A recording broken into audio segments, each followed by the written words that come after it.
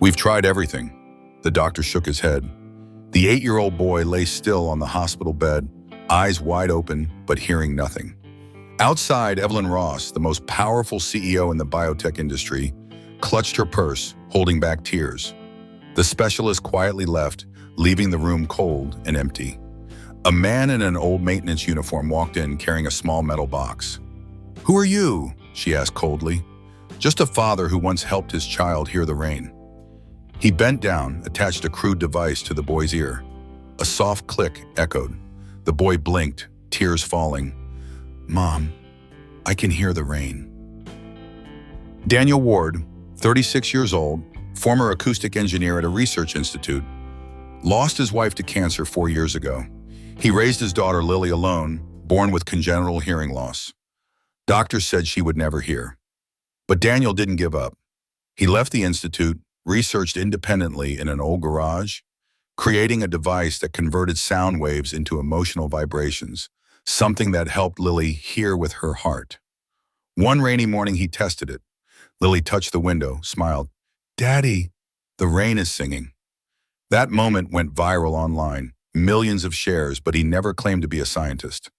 The garage where Daniel worked was cramped and cluttered. Every available surface covered with oscilloscopes, soldering irons, circuit boards, wire spools. The kind of controlled chaos only an inventor understands. It had been Sarah's dream garage once. She'd loved tinkering with old radios, restoring vintage electronics. After she died, he'd moved his research here. Being surrounded by her tools felt like she was still with him, somehow. Lily would sit on a stool in the corner, drawing pictures while her father worked. She'd learned early to entertain herself, to not interrupt when Dad was focused. She drew families mostly. Mother, father, daughter. In her pictures, the mother always had wings, an angel watching over them. But sometimes she'd tap his shoulder, sign a question, and he'd always stop, no matter how important the work, to answer her. Because she was the work. Everything else was just means to an end. The breakthrough had taken 3 years. 3 years of failed prototypes, of ideas that seemed brilliant at midnight and stupid by morning. 3 years of maxing out credit cards, borrowing from friends, selling everything that wasn't essential. He'd sold Sarah's car, her jewelry, most of the furniture, lived on ramen and hope. People thought he was crazy. His brother stopped calling. Friends drifted away. The institute where he'd worked offered him his job back if he'd stop this foolishness. He'd refused. His wife Sarah had believed in him. Even as the cancer ate away at her body, even through the pain and fear, she'd encouraged his research. "Promise me," she'd said near the end, voice barely a whisper, "that you'll help our baby hear the world, even if I can't be there to see it." He'd kept that promise, worked every night after Lily fell asleep, taught himself advanced acoustics, neurology, signal processing, became expert in fields he'd never studied formally. The night it finally worked, he'd cried, sat on the garage floor surrounded by circuit boards, and wept like a child. Meanwhile, Evelyn Ross, 34 years old, CEO of Ross Biotech Corporation, devoted her life to work, but was powerless before her son Noah's congenital deafness. She'd funded dozens of medical studies. All failed. Ross Biotech was a giant in the medical technology field. They had the best researchers, the most advanced equipment, partnerships with top universities worldwide, annual revenue in the billions. But none of it could help her son. The irony wasn't lost on her. She could fund breakthroughs that helped millions. Her company's innovations had saved countless lives. But she couldn't help the one person who mattered most. Noah had withdrawn into himself over the years, a bright child who'd learned to cope with silence, but who'd also learned that hope was dangerous. That getting excited about potential treatments only led to disappointment. He'd been through 12 procedures, some experimental, some painful, all unsuccessful. Each failure had dimmed his light a little more, until he stopped asking when he'd be able to hear, stopped hoping. Evelyn had watched her son disappear into silence, not just deaf, but isolated, lonely, different. When her assistant showed her the video, the girl who heard the rain, Evelyn trembled slightly, asked, "That man, where is he?" She watched the video 3 times. studied every frame. The device looked crude, homemade, nothing like the sophisticated equipment her company produced. Just wires and circuits and hope held together with solder. But the girl's expression, the pure joy, the miracle of sound after years of silence, that was real. She saw something else too, the way the father looked at his daughter, like she was his entire world, like nothing else mattered. When had she last looked at Noah that way? When had work stopped being about him and started being about ego? 3 days later, Daniel was invited to Ross Biotech headquarters. The invitation had come via certified letter, formal and intimidating, but when he arrived and saw the row of doctors standing around, eyes full of doubt and skepticism, he knew they didn't believe, knew this was theater, that they'd brought him here to publicly dismiss him. The building intimidated him, all glass and steel, security checkpoints, people in expensive suits moving with purpose, everything gleaming and expensive and cold. He felt like an imposter in his work jeans and flannel shirt. The security guard had looked at him twice, clearly doubtful he belonged. "You're not a doctor," Devlin said when they finally met. Statement, not question. Her voice cool, professional, guarded. "Correct. I'm just a father. My son has been examined by the best medical professionals in the world." "I'm sure he has. And you think you can do what they couldn't?" "I think I can teach him a different way to experience sound, not cure, adapt." She studied him, this scruffy man who looked like he'd slept in his car, which he had, actually, couldn't afford a hotel. The 5-hour drive had been long. Who probably couldn't afford a decent meal, let alone the security deposit to get into this building. But his eyes held something her high-priced specialists didn't. Faith, determination, love. 30 minutes, and she said, "That's all I'm giving you. That's all I need." He asked for privacy with Noah. The boy looked at him without blinking, just wrote on paper, "I can't hear." Daniel smiled. "Then we'll learn to hear in a different way." He didn't talk down to the boy, didn't use a pitying voice like so many adults did, didn't treat him like he was stupid or broken. Just spoke normally, signing as he went. "Sound is just vibration," he explained, "air molecules pushing against each other. Your ears don't work the way most people's do. The mechanism is different, but you can still feel vibration. And if we're smart about it, we can teach your brain to interpret those feelings as sound." Noah watched intently, processing this new idea. This man wasn't promising to fix him, wasn't promising anything except a new way to understand the world. Not fixing him, adapting him. Big difference. For the first time in months, Noah felt something stir in his chest. Not hope exactly, too scared to call it that, but possibility. When Daniel left, Noah ran to the hallway, gave him a piece of paper. "I want to hear the rain." Daniel started coming into the hospital every day, working with Noah after hours. He taught the boy to distinguish vibrations, heartbeats, doors, wind. Evelyn monitored through cameras, initially just to document the failure, but she gradually saw her son smile for the first time in years. Daniel's approach was methodical, patient. He'd place Noah's hand on different surfaces while creating sounds. A drum, a door, a window, while rain fell. "Feel that?" he'd sign. "That's a car passing, different from a truck. Can you tell?" Noah would concentrate, learning to distinguish subtle variations in vibration patterns. They worked an hour each evening. Daniel would arrive after his day jobs, fixing electronics for cash, exhausted but focused. Noah started looking forward to these sessions, started believing maybe, just maybe, sound wasn't forever out of reach. One evening, Evelyn came in person instead of watching remotely, stood in the doorway observing. Daniel had Noah's hand pressed against a music player, not listening, feeling, the bass thumping through the device. "This is music," Daniel signed. "Can you feel the beat?" Noah nodded, smiling, actually smiling. Evelyn felt something crack inside her chest. When had she last seen her son smile? After the session, she asked, "What do you think you're doing that science can't?" "I'm not curing deafness. I'm teaching him to feel the world." Evelyn laughed bitterly. "You think emotions can replace hearing?" Daniel looked at her directly. I thought money couldn't replace love, but you're proving the opposite. The words hung in the air between them, sharp and true. She went silent, turned and left the room, in anger and shame warring in her chest. The words stung because they were true. Evelyn had thrown money at the problem. Millions of dollars. Hired the best doctors from Johns Hopkins, Mayo Clinic, specialists from Switzerland and Japan. Funded cutting-edge research. Built state-of-the-art facilities. But she hadn't just sat with her son, hadn't learned sign language beyond the basics, hadn't truly entered his world. She tried to bring him into hers, force him to be normal through technology and medicine, fix him so he'd fit into her life instead of adapting her life to fit him. Daniel was doing the opposite, meeting Noah where he was, building a bridge instead of demanding the boy cross alone. She went home that night and couldn't sleep, kept thinking about what Daniel had said, about love versus money, about what Noah actually needed. Over the next 10 days, Noah made remarkable progress. Daniel created the RainSense prototype, a device that provided vibration feedback based on natural frequencies.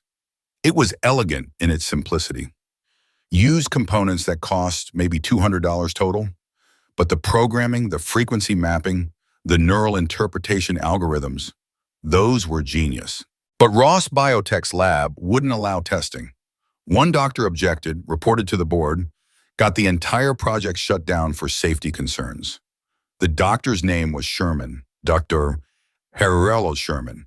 He'd been with the company for 15 years, published extensively, respected in the field, also territorial and threatened by anyone who questioned medical orthodoxy. This man has no credentials, Sherman argued to the board in a closed meeting, no medical degree, no peer-reviewed research. He's experimenting on the CEO's son with garage technology. The liability is enormous. One malfunction, and we're looking at a lawsuit that could destroy this company. But the boy is responding, one board member ventured. Placebo effect, or simple behavioral conditioning. It's not real hearing, it's parlor tricks and false hope. We cannot ethically or legally allow this to continue.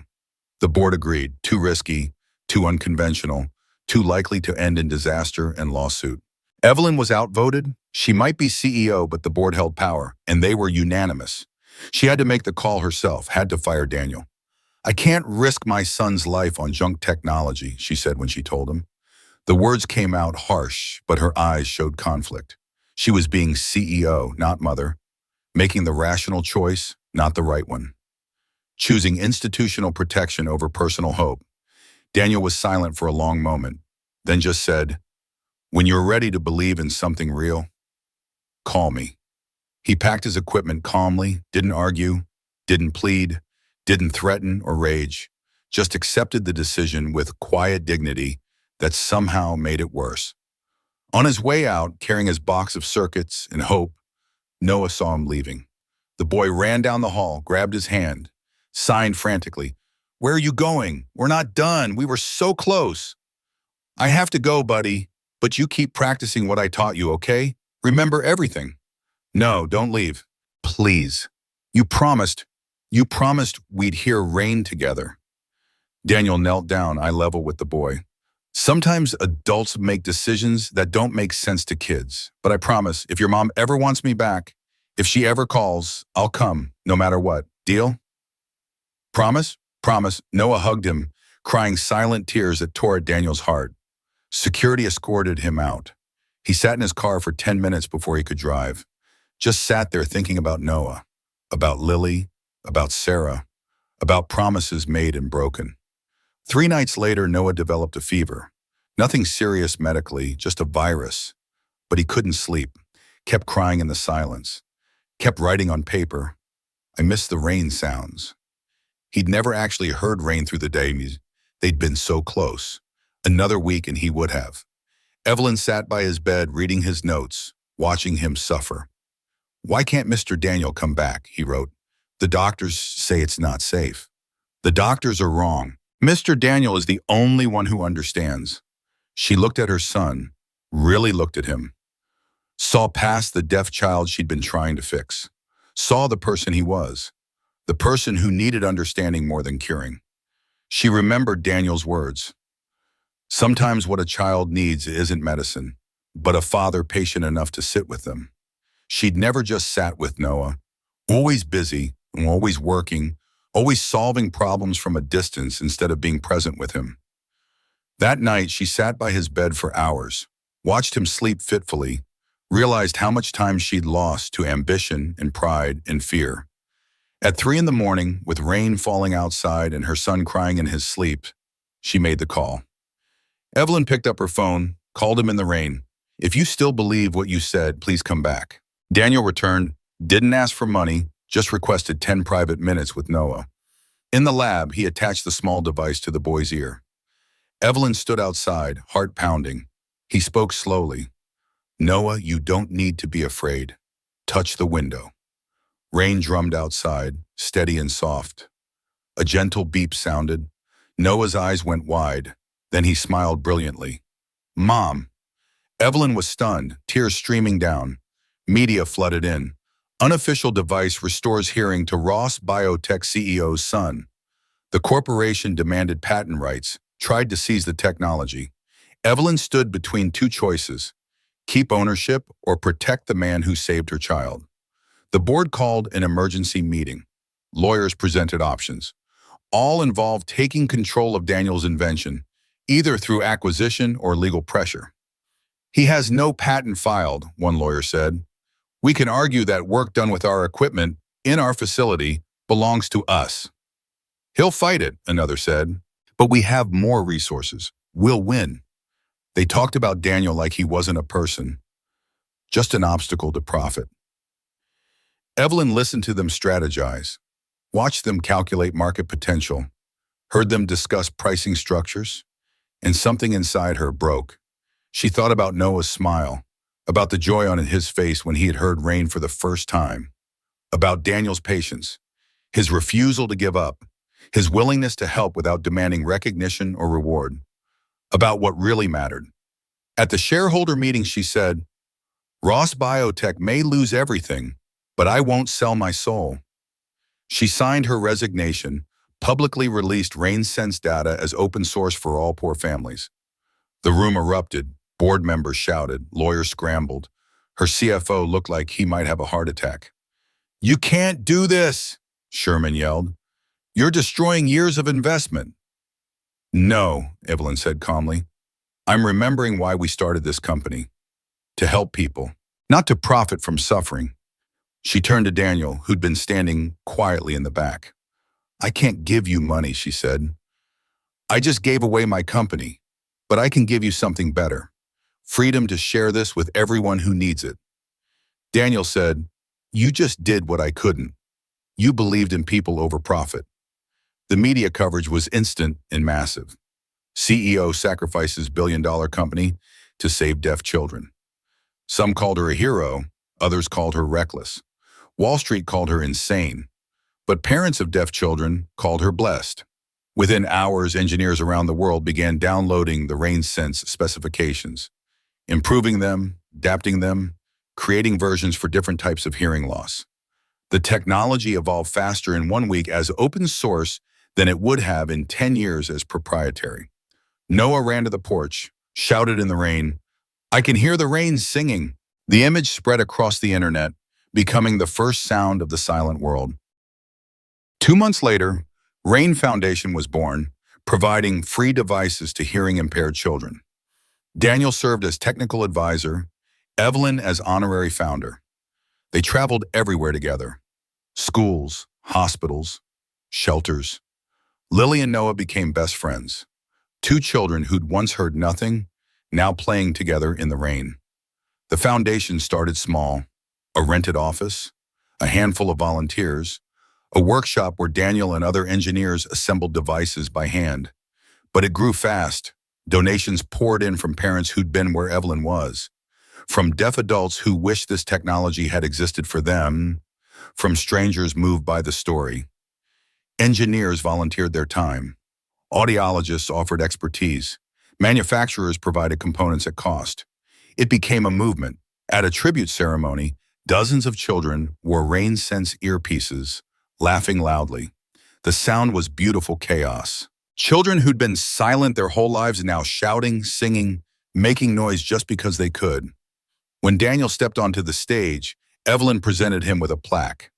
To the man who made the world sing again. He just smiled. I didn't make the world sing, I just helped it listen. The audience rose in standing ovation. Not the polite corporate kind, but genuine appreciation from people whose lives had been changed. One mother approached after, holding her daughter's hand. Thank you, she said, crying. Thank you for giving me my baby's voice. She always had a voice, Daniel said gently. I just gave her a way to share it. That night after the ceremony, Evelyn and Daniel sat on the foundation office steps, watching the city lights. I destroyed my career for this, she said. Not regretful, just stating fact. Regret it? Not for a second. I was building an empire. Now I'm building hope. Pretty good trade. What will you do now? This, full-time. No board, no shareholders, no profit motive, just helping kids. Sounds perfect. It is. For the first time in my life, I'm doing something that actually matters. She looked at him. You changed me, you know. You changed yourself. I just gave you a reason.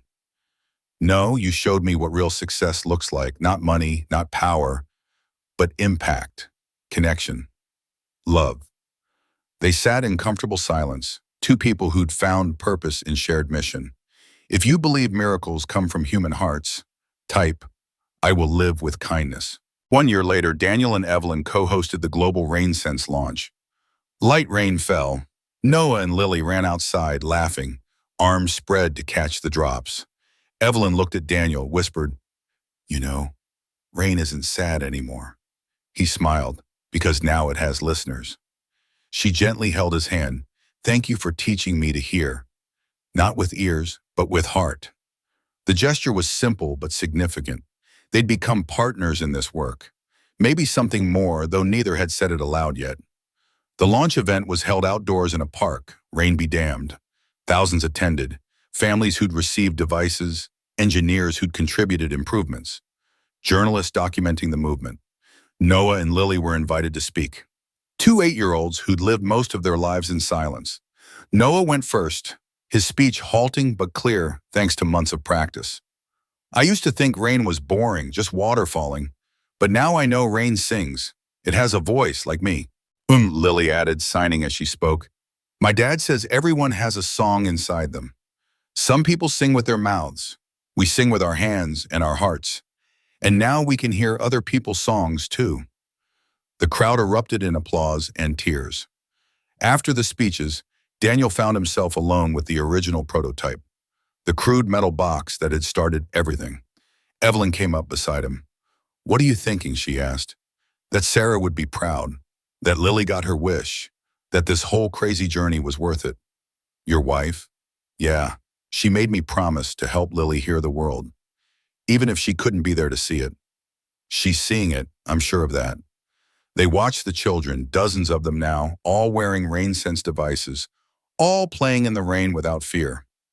We should tell them, Daniel said. Tell who what? The kids, all of them, that they're not broken, that hearing isn't the only way to experience the world. Isn't that what we've been doing? No, we've been giving them hearing. We should be celebrating their deafness too. Evelyn considered this. You're right, the device is a tool, not a fix. Exactly. They drafted new mission statements that night, updated the foundation's messaging, made it clear Rain Sense wasn't about curing deafness, but about providing options. Deaf culture was beautiful and valuable. Sign language was a rich, expressive form of communication. Silence had its own music. The device simply added another dimension. A bridge between worlds, not a replacement for one. Two children, running circles, laughing loudly, rain sounds mixing with laughter. The sound of faith in life. The first raindrop falling on the old metal box, where Daniel had engraved, made for the ones who never stopped listening. Daniel Ward wasn't trying to cure deafness. He was trying to expand possibility, to give children like his daughter options, agency, choice, to prove that disability wasn't inability, just difference, just another way of experiencing a complex world. Evelyn Ross learned that true power isn't control, it's service. That real success isn't profit, it's impact. That titles and corner offices mean nothing if you lose yourself to get them. She gave up billions to do what was right and gained something far more valuable. Purpose, connection, peace, the ability to look at herself in the mirror without shame. Noah and Lily learned that they were perfect exactly as they were. That hearing was a gift, but not a requirement for a full life. That their silence had its own music, their signs their own poetry. That they had voices worth sharing, whether spoken, signed, or felt through vibration. The rain sense technology spread globally within months. Engineers improved it, doctors integrated it, schools adopted it, parents built homemade versions following online tutorials. It evolved faster as open source than it ever could have as proprietary technology. Dozens of versions emerged, each adapted for different needs, different types of hearing loss, different ages. But more importantly, it changed the conversation around deafness, from tragedy to diversity, from something to fix to something to accommodate and celebrate, from medical problem to cultural identity. Rain became a symbol, the first sound most rain sense users heard, a reminder that beauty exists in unexpected places, that the world is full of songs, if only we learn to listen, that nature speaks in many languages, and all of them are worth learning. Daniel carved his wife's name into that first prototype, Sarah Ward, the woman who'd believed in impossible things even when the world said stop, who taught him that love was more powerful than doubt. That hope was a choice, not a feeling. That persistence in the face of impossibility was how miracles happened. That fathers could move mountains for their children, or at least convert sound waves into something beautiful. This story isn't about technology, it's about devotion, about a man who refused to accept never as an answer, about a woman who chose people over profit when it mattered most, about children who taught adults what really mattered beyond money and status, about rain and listening, and the music we make when we finally hear each other across the divides we create, about loving someone enough to change the world for them, and discovering that in changing the world, you change yourself. If you believe stories like this deserve to be told, leave a comment and subscribe to Strong Dad Stories. We tell the stories that shouldn't be forgotten. Thank you for watching, and remember, everyone has a song worth hearing. We just need to learn to listen. See you in the next story.